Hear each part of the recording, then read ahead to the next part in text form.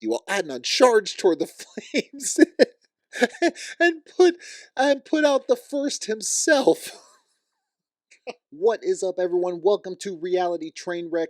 It never seems to stop. 90 Day Fiancé, Tiger, Lily, and Adnan seem to have an extreme story where everything goes wrong and Adnan is the savior of everything, which we will get to all that. Also, Loren on her tummy tuck procedure, and we have the STD epidemic that apparently occurred on Love Island, the scandal that rocked it all, and for some reason, Hilaria Baldwin is going to be on Dancing with the Stars. Good Lord, that lady is insufferable. It almost makes me feel bad for Alec Baldwin. Almost. Not quite. Almost. We will get to all that. Make sure you comment, like, subscribe, hit the bell for notifications, share with your friends. I definitely appreciate all the support.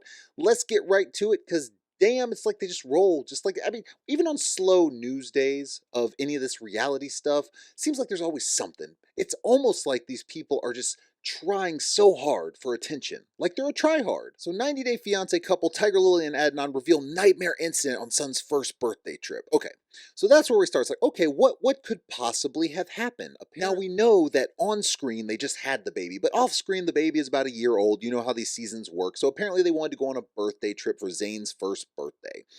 They traveled to a water park in Round Rock, Texas to celebrate Zayn's birthday. On her Instagram story, Tiger Lily revealed, "Our family traveled to Kalahari to celebrate our baby Zayn's first birthday. But the trip ended in a nightmare. What could it possibly be?" She continued to share that they attempted to extend their stay at the resort, but the staff refused to give them keys for nearly 6 hours. Okay. Like, let's break this down because these two really seem like they're out for attention. Now, this could have happened, but as you can see, when it spirals, it just seems more and more unrealistic.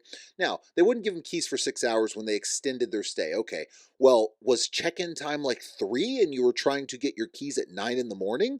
And they're like, we cannot give you keys until 3 because the room is not clean, which I'm assuming if they're not giving you keys, you're getting a different room, not the one you're already in, because that would make no sense. So that one could be something simple that they're trying to make a mountain out of a molehill for in order to get clicks, perhaps, or stay relevant. The more concerning difficulty came at the resort.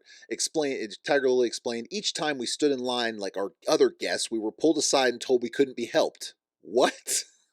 While everyone else was being given access. After repeatedly asking for the manager, causing Adnan to raise his voice, the manager came to speak. The manager came to speak with them, and she wasn't apologetic, offered no explanation, and the entire interaction felt dismissive and wrong. So what she's saying is, every time they were in a line, they got wherever they got, and they were pulled out of the line and said they can't be helped.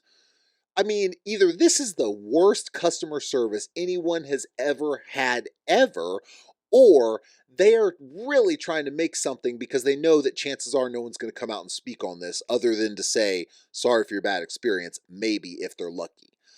Okay, it gets worse though. When the family decided they could no longer stay at the resort, that's when the unthinkable happened.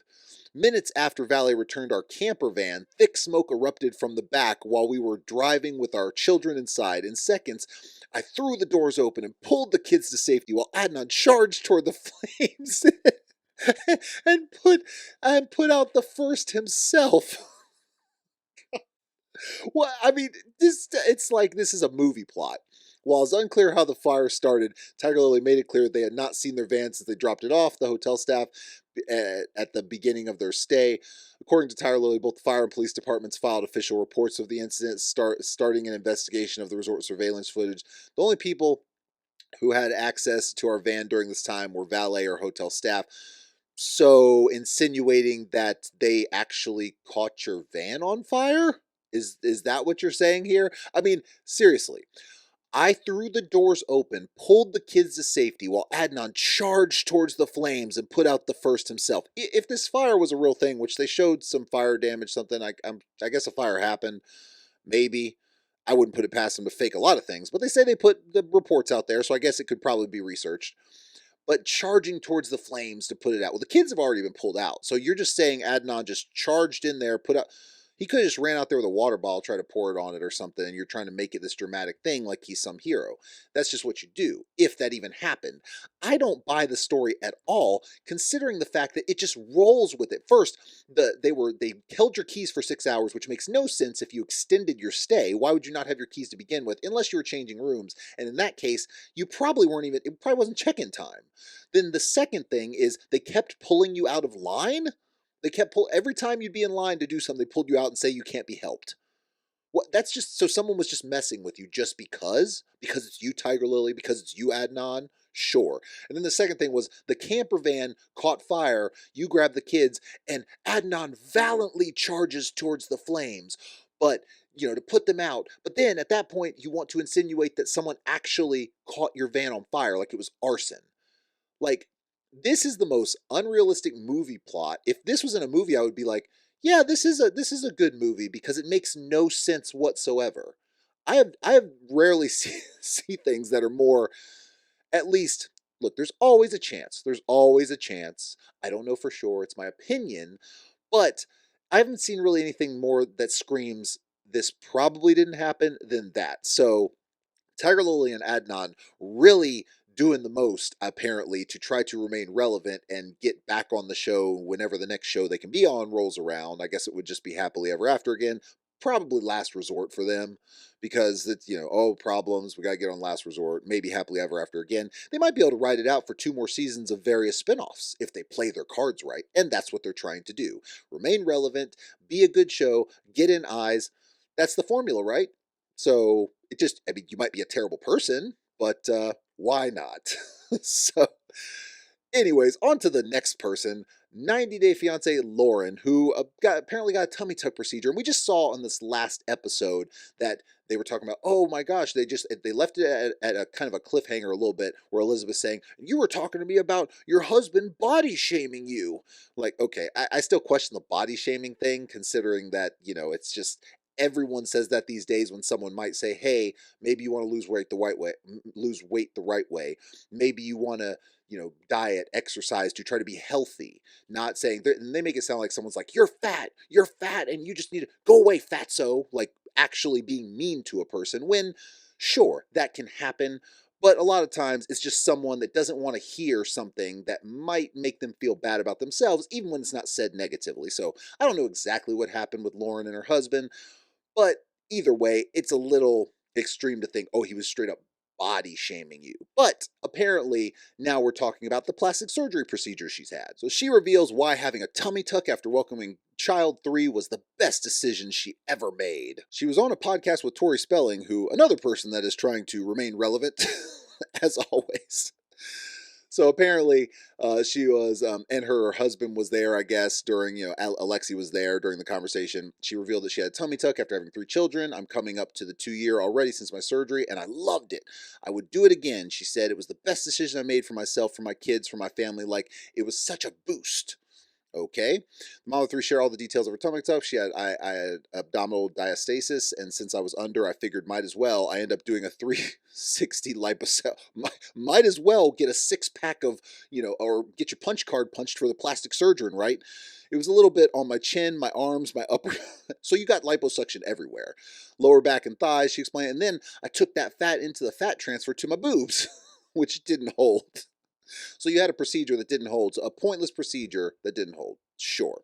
So in this aspect, I'm back to square one. So she's saying, my boobs didn't get bigger, but everything else worked out fine. Now, this is where the body shaming thing comes into play, because it could possibly be that Alexi was trying to get you to maybe exercise, maybe eat better a little bit, a little things like this that can make you feel better, can see results, even if you don't see them as fast as you want. And that's the problem. In this instant gratification world, people want results instantly. Plastic surgeons are always there to give you that. So that's when you get, I'm going to do a tummy tuck, and then I'm going to hit the liposuction and do all these various things, which is unnecessary procedures, which you put yourself in unnecessary danger when you don't even know what you could have done with diet and exercise.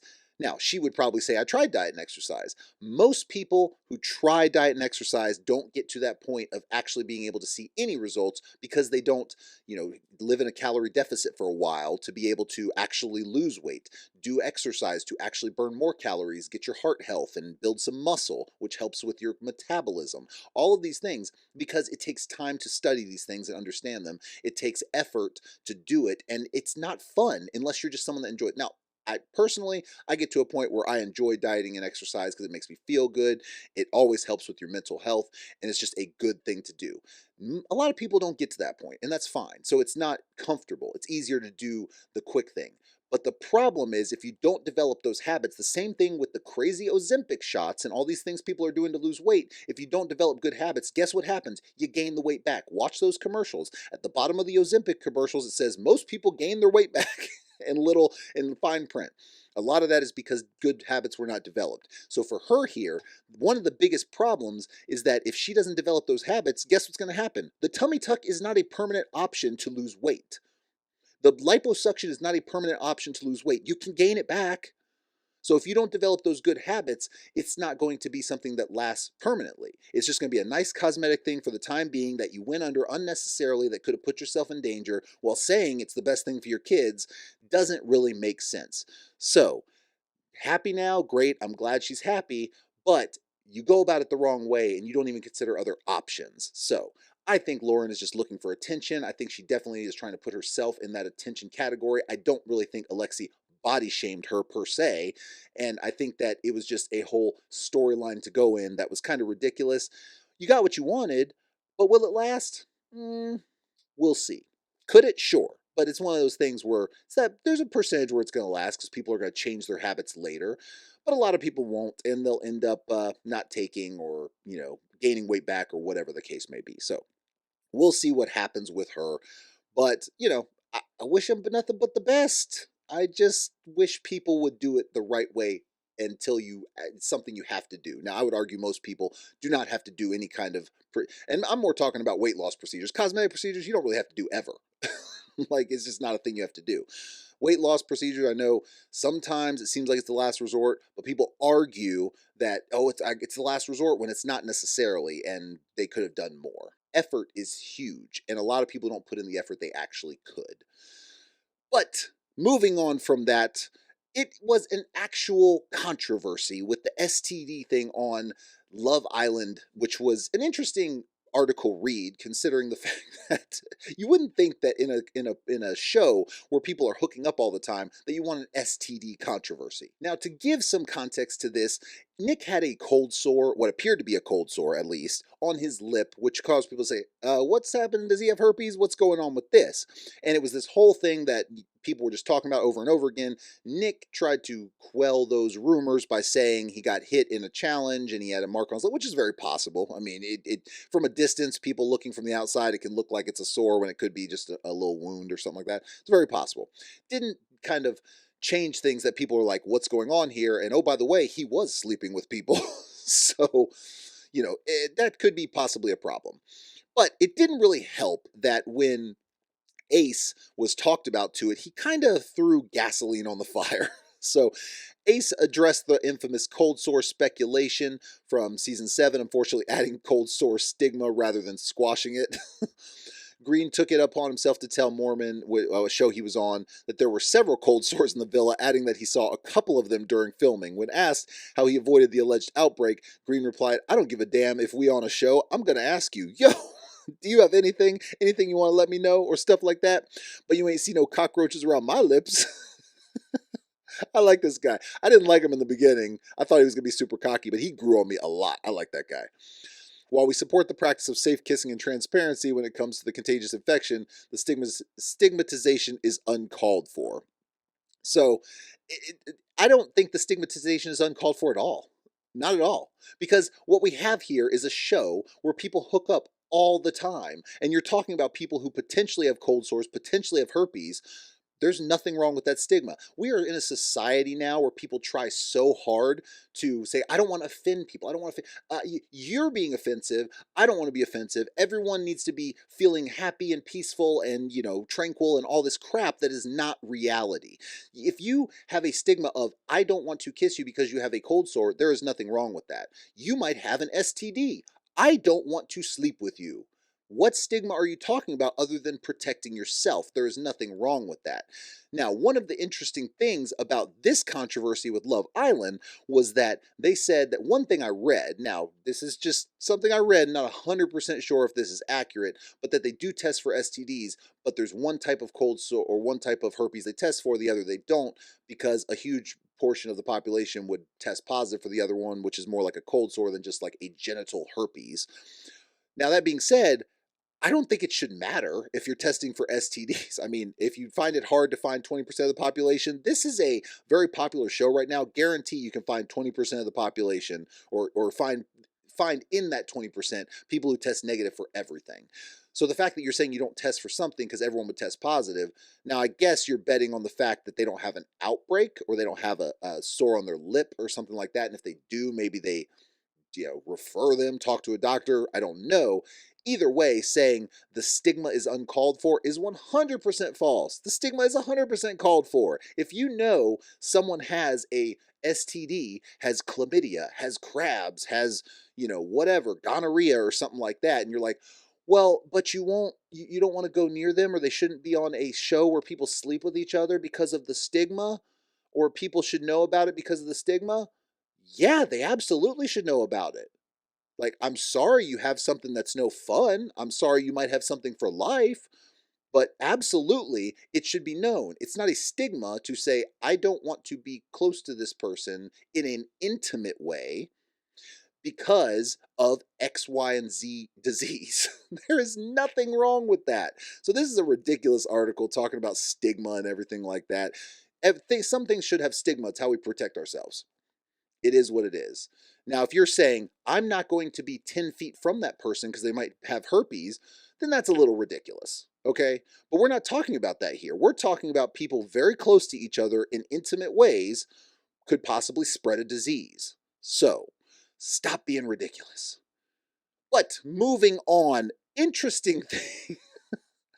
On to cringe TikTok. So apparently, Hilaria Baldwin, I know, out of left field, right? But she's so trifling. I mean, like, she makes people feel bad for Alec Baldwin. She makes people feel bad that he's a battered man, as he's just, you see those videos of Alec Baldwin yelling at people on the street over a parking space, and you're like, God, that guy's a douchebag. And then you see Hilaria Baldwin come in and say, you will be subservient to me, and I will make you look like crap while I fake an accent and make everything about me. And here we are. And she might be on Dancing with the Stars. So on to cringe TikTok, where it's very clear that she's trying to sell herself for her alleged Dancing with the Stars debut, which, the show can be fun, but it definitely has some people that you're like, oh God, sometimes. What the heck is happening here? It looks like she just rolled him out of the home in that clip, wearing his black socks, trying to dance, doing a spin on the way out. She is definitely exploiting the weirdness of Alec Baldwin to try to make herself look good in a way to promote her new Dancing with the Stars appearance, apparently. While the whole point is, I'm going to show you that I can dance, while my husband, the big oaf buffoon of a character, is going to show you how you not to dance or how he can't move around. So it's going to make me look really good. That is all that's happening right now. And it is, like I said, this kind of stuff makes me even feel a little bit bad for Alec. A little, just a little, not much, a little bit. But I do feel a little bit bad for him, I will say, because of, he is a battered man at this point. Now, she's basically degraded him and all kinds of things when they had their short-lived reality show that no one watched except to watch him basically be a battered man. So it's a I don't want to say sad situation, because I only feel so bad for Alec Baldwin, but it's a bad situation. And but you got about 6 kids now, so, well, buddy, You made your bed for that one. Flower bending in the breeze. Again, same thing.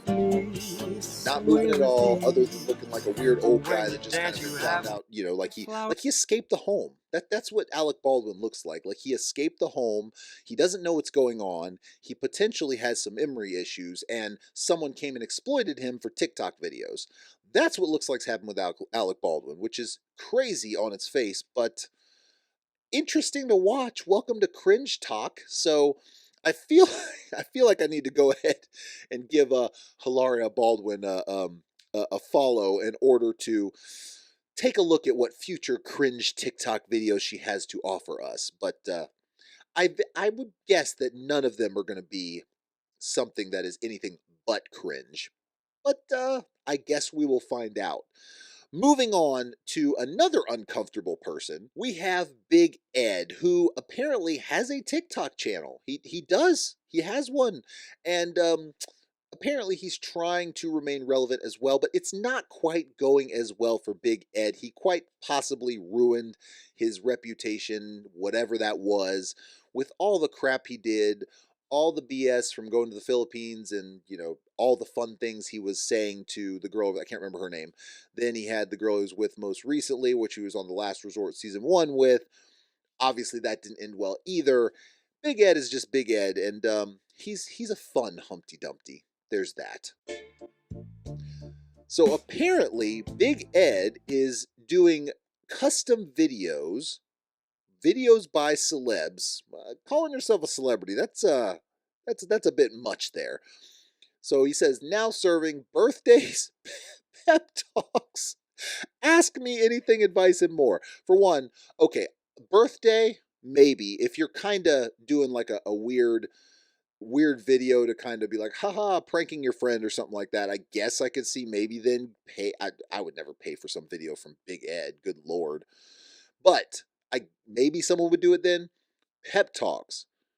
Big Ed is gonna pep talk you? That seems like a good idea. And ask me advice. Who is looking to Big Ed for advice? I must ask. Who the hell is going to Ed for advice? That person is going to get whatever the opposite of said advice is, and it's not going to go well for them in life. But I think that, I feel bad for whoever that person is, but let's take a look at Big Ed's channel, because the interesting thing here is more what his channel looks like. So he has, let's see, he's got a lot of followers, I will give it, but this is the interesting thing about this. Oh, he definitely bought followers. Oh, he bought followers for sure. He has 1.4 million followers, okay? 1.4 million followers. His videos, the most recent ones, so the one I just watched is a day old. It's got under 1,000 views. Now, that's normal, I think, I have like 250 followers or something like that on TikTok. And it's not difficult to get, a few hundred views on that. Typically, it does okay. But when you have 1.4 million and you should be getting, hundreds of thousands of views inside a day or two. That makes no sense. And then the ones that have been out longer, he's breaking 5,000 tops. Okay, he got an 8,000 one here, but this makes no sense for what he has in terms of followers. When you have 1.4 million followers and you're getting under 10,000 views for every video, and I'm being generous with that because I didn't actually see one with 10,000. Let's see. Okay, oh, here's one. He got one for 11,000. All right. So how far back? I don't know how far back he goes, but we're going back. Nothing. Here's some. Okay, so he got some and then he started to go downhill. Got one big video there, apparently. That was probably during their actually heyday of doing, well, maybe not, I don't know. Yeah, no, it was probably during their first Last Resort. But either way, months and months and months, and he's only got thousands of videos. Or thousands of views, tops. In reality, this is what looks like a bought and paid for channel, which buying view bots or what, not view bots, but buying followers that aren't really true. They're not watching your videos. They just make it look like you have a big channel. Problem is that's easily kind of debunked, which with just videos with only thousands of views on them. So obviously that's pretty pathetic, but Big Ed, that's Big Ed's style. I don't know who the hell would buy a personalized advice or a personalized video or an advice pep talk whatever from Big Ed. So this seems about right for me.